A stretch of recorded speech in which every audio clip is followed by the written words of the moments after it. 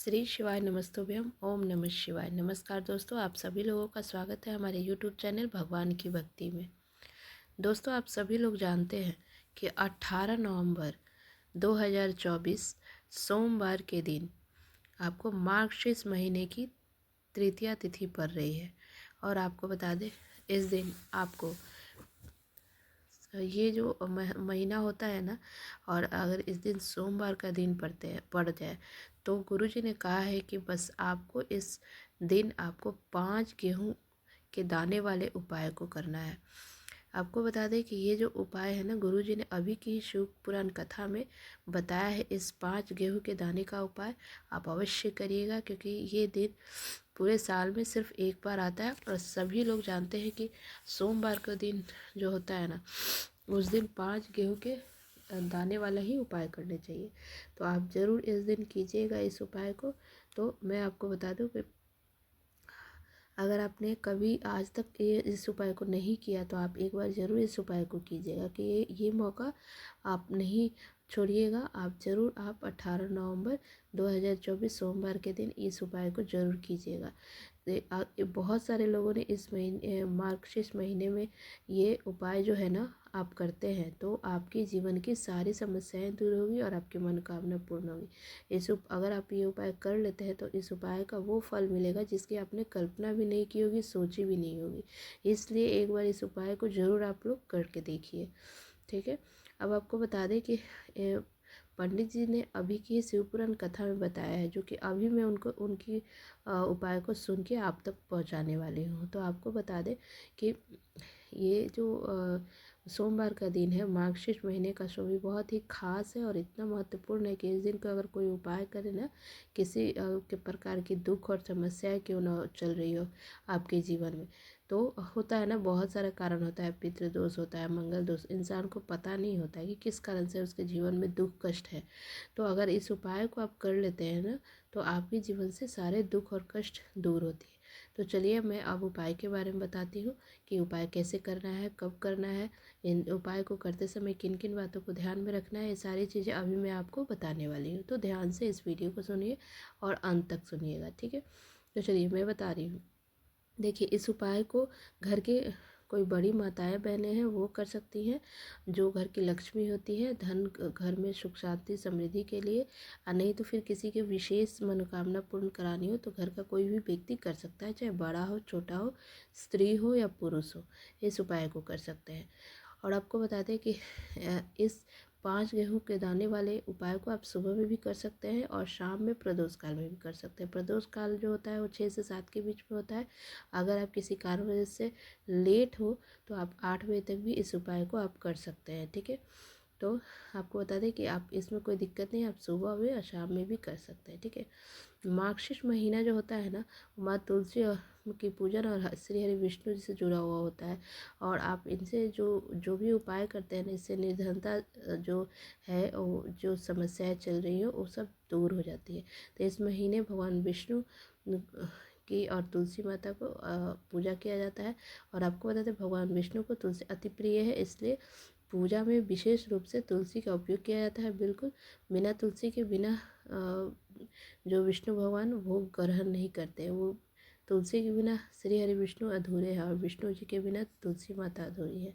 तो आपको बता दें, मार्गशीर्ष महीने में अगर ऐसा आपको बताने जा रहा है ना उपाय, जो श्री हरि विष्णु को असीम कृपा प्राप्त होगी और आपको माता लक्ष्मी का भी आपको आशीर्वाद मिलेगा और आपके जीवन से जितनी भी निर्धनता है, गरीबी है, सब दूर हो जाएगी।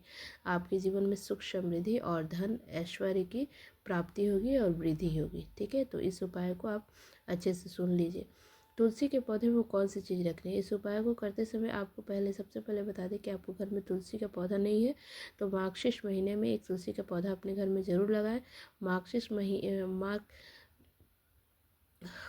महीने में अगर ये तुलसी का पौधा आप लगाते हैं तो माता लक्ष्मी का पूजा करते हैं, तो माँ तुलसी की कृपा से आपके घर में निर्धनता कभी नहीं रहेगी और हमेशा धन की वृद्धि होगी, धन की वर्षा होगी। तो ज़रूर तुलसी का पौधा आप इस मार्गशीर्ष महीने में ज़रूर आप लगाएं, ठीक है। अच्छे से तुलसी माता का पूजा पाठ करें और देखभाल करें, ठीक है।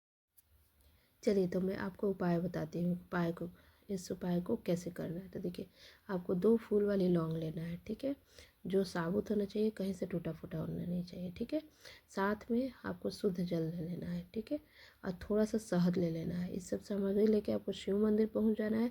आप सुबह में भी कर सकते हैं, शाम में भी कर सकते हैं। सबसे पहले 2 फूल वाली लौंग जो है उन्हें शहद में आपको अंदर डुबो देना है, और डुबो कर आपको वो लौंग जो है अच्छे से शहद में लपेटा आ जाए। उसके बाद आपको उस जो 1 लोटा जल आपने लिया है उसे शिवलिंग पर धीरे धीरे करके समर्पित करना है, ठीक है। और श्री शिवाय नमस्तुभ्यम इसका जाप करना है, और जाप करते हुए समर्पित करना है। और आपके पास जो 2 फूल वाली लौंग है वो भी उसे भी शिवलिंग पर समर्पित कर देना है। आपको प्रार्थना करना है जीवन में जो भी रोग भी है, कोई बीमार है, संकट है, दुख है, समस्याएं हैं, परेशानी है, सब समाप्त हो जाए, इसके लिए आपको प्रार्थना करना है। और भी जो आपको जीवन में जो भी समस्याएं हैं वो सब बोलना है महादेव जी से। और जो 2 फूल वाली लौंग है ना, उसको आपको शिवलिंग पर अर्पित कर देना है, बस, ठीक है। यही करना है आपको। और सोमवार का दिन है, महादेव के लिए समर्पित होता है, और इस दिन अगर ये छोटा सा उपाय कर लेते हैं तो आपकी जीवन की सारी समस्याएं दूर हो जाएगी। ये पहला उपाय ज़रूर कीजिएगा। चलिए अब हम आपको दूसरा उपाय बताते हैं, ठीक है। देखिए, इस उपाय के लिए आपको एक दीपक लेना है, मिट्टी का दीपक लेना है। और अगला एक बहुत ही चमत्कारी उपाय है, ध्यान से सुनिएगा। एक दीपक लेना है, मिट्टी के दीपक होगा, और साथ में शुद्ध आटे को भी बना सकते हैं या पीतल का भी, तीनों में कोई भी ले सकते हैं। मिट्टी का भी, शुद्ध आटे का भी बना सकते हैं, या पीतल का भी। एक दीपक ले लेना है और उसके अंदर गोल बाती लगाना है, ठीक है। और दीपक के अंदर आपको शुद्ध घी का प्रयोग करना है, घी से भर लेना है। इसी के साथ आपको एक मात्र फूल वाली लौंग लेना है, कहीं से टूटा फूटा नहीं हो, साबुत होना चाहिए। और एक फूल वाली लौंग को लेकर सीधा आपको पहुंच जाना है बरगद के पेड़ के नीचे, ठीक है। आपके घर के आसपास में कहीं भी बरगद का पेड़ दिखे वहाँ पे आपको जाना है, ठीक है। आपके पास जो एक फूल वाली लौंग है वो बरगद के पेड़ के जड़ में आपको समर्पित कर देना है, ठीक है। देखिए, आपके जीवन में कोई भी बड़ा संकट आने वाला हो या बड़ा कष्ट आने वाला होगा, वो इस उपाय के माध्यम से दूर हो जाएगा, नहीं आएगा आपके ऊपर संकट। तो महादेव जी की विशेष कृपा आपको मिलेगा, आपके जीवन में आने वाली जो भी समस्याएं हैं दूर हो जाएगी। उसके बाद 1 लौंग आप समर्पित कर दीजिएगा बरगद के पेड़ के जड़ के नीचे। वहीं पर आपको गोल बाती वाला जो दीपक लेके गए हैं उसको प्रज्वलित करना है, ठीक है। परंतु आपको ध्यान रखें कि यदि ध्यान से देखिए, जब भी आपको जीवन में इस साल अगर आपको लगे कि कुछ जीवन में अच्छा नहीं चल रहा है तो इस उपाय को आप एक बार ज़रूर कीजिएगा। फिर वहाँ पे दीपक आपको प्रज्वलित करना है, और आपको महादेव से प्रार्थना करना है। जो भी आपके जीवन में संकट आने वाला है, कोई दिक्कत होने वाला है, वो प्रार्थना करना है, वो सब दूर हो जाएगा। तो एक छोटा सा उपाय है, इस उपाय को आप ज़रूर कीजिएगा, आपको ज़रूर फ़ायदा देखने को मिलेगा। महादेव की कृपा से जो भी आपके जीवन में संकट आने वाला होगा वो सब दूर हो जाएगा। तो इस उपाय को भी आप ज़रूर कीजिएगा। चलिए अब मैं आपको तीसरा उपाय बताने जा रही हूँ, ध्यान से सुनिएगा। देखिए, इसके लिए आपको एक पात्र में आपको मतलब एक लोटे में शुद्ध जल भर लेना है। इसके साथ ही 1 चुटकी लाल चंदन लेना है, और एक आपको लौंग लेना है, ठीक है।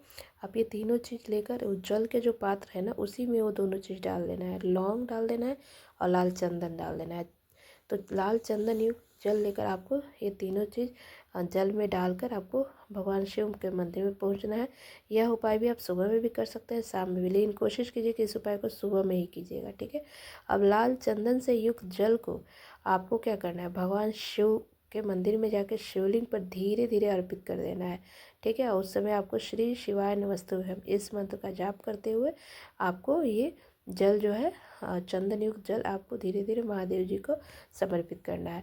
जीवन में अगर विवाह से जुड़े हुए समस्या चल रही हो आपको, तो मंगलेश्वर महादेव का स्मरण करना है। और अगर जीवन में आपके अधिक कर्ज की समस्या चल रही है तो आपको मुक्तेश्वर महादेव का स्मरण करना है। और देखिए, आप अगर इस उपाय को करते हैं ना, तो अगर एक दिन आपकी सब कुछ जो भी समस्याएं चल रही हो ना जल्द समाप्त होगी। इस प्रकार इस उपाय को आप ज़रूर कर लीजिएगा, आपको ज़रूर आपको फ़ायदा मिलेगा। बहुत ही आसान और सरल उपाय है।